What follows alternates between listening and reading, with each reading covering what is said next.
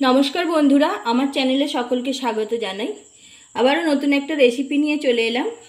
আজকে আপনাদের সাথে শেয়ার করছি আমড়ার আচার, আমড়ার টকঝাল আচার কিভাবে বানাচ্ছি। সম্পূর্ণ ভিডিওটা স্কিপ না করে দেখতে থাকুন। চ্যানেলটা সাবস্ক্রাইব করে পাশে থাকুন, পাশে থাকা বেল আইকন প্রেস করুন।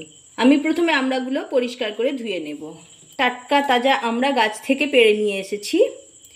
আমড়াগুলো আগে ছাড়িয়ে নিচ্ছি, ছাড়িয়ে পরিষ্কার করে ধুয়ে নেব। ধুয়ে একটা সুতির কাপড় দিয়ে মুছে নেব, পুরো জলটা মুছে নেব। তারপর কেটে নিয়ে ফিরে আসছি। আমড়াগুলো টুকরো করে কেটে নিয়েছি। এবার এর মধ্যে দিয়ে দিচ্ছি নুন, হলুদ গুঁড়ো, লঙ্কা গুঁড়ো। খুব ভালোভাবে মাখিয়ে নিয়েছি। সবগুলো আমড়ার গায়ে যাতে মশলাগুলো লাগে সেরকমভাবে মাখাতে হবে।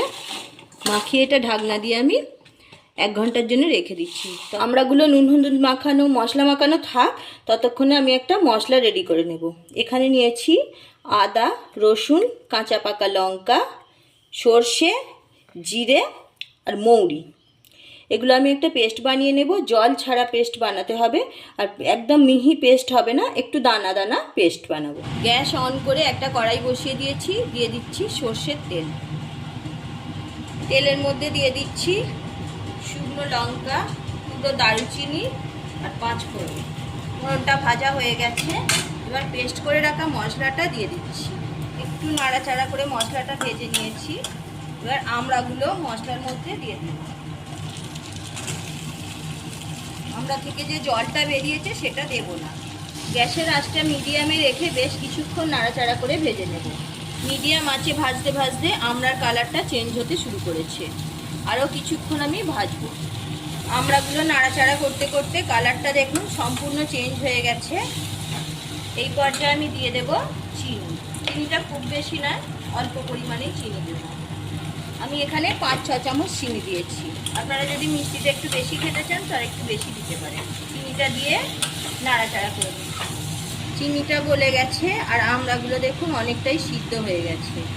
আরও কিছুক্ষণ নাড়াচাড়া করতে হবে। আর এই সময় গ্যাসের আঁচটা একদম লোতে রাখতে হবে।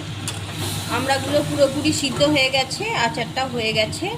এই পর্যায়ে আমি একটু লেবুর রস দিয়ে দিচ্ছি। এটা পাতি লেবুর রস আমি দিচ্ছি। আপনারা চাইলে ভিনিগারও দিতে পারেন। পাতি লেবুর রসটা দিলে আচারটা খেতেও ভালো লাগবে আর অনেক দিন পর্যন্ত ভালো থাকবে। এইভাবে আমড়ার আচার বানিয়ে আপনারা অনেক দিন পর্যন্ত সংরক্ষণ করে খেতে পারবেন। আর গরম ভাতের সাথে আচারটা খেতে দুর্দান্ত লাগে। লেবুর রসটা ভালোভাবে মিশিয়ে দিলাম। এবার গ্যাসটা অফ করে দিচ্ছি। গ্যাস অফ করে দিয়েছি, নামিয়ে নিচ্ছি। ঠান্ডা হলে দেখাচ্ছি। আচারটা ঠান্ডা হয়ে গেছে। আমি একটা কাঁচের বয়াম নিয়েছি, কাঁচের বয়ামের মধ্যে ভরে নিচ্ছি। রেসিপি যদি ভালো লেগে থাকে লাইক করতে ভুলবেন না।